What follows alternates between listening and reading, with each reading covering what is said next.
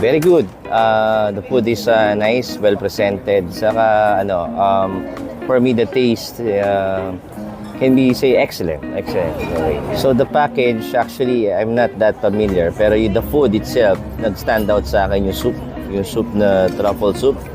It was so creamy. The taste was very good. At the same time yung the roast beef. Excellent yung lasa, malambot yung texture niya. And dessert, of course, yung dessert niya, yung parang siya, vanilla na white.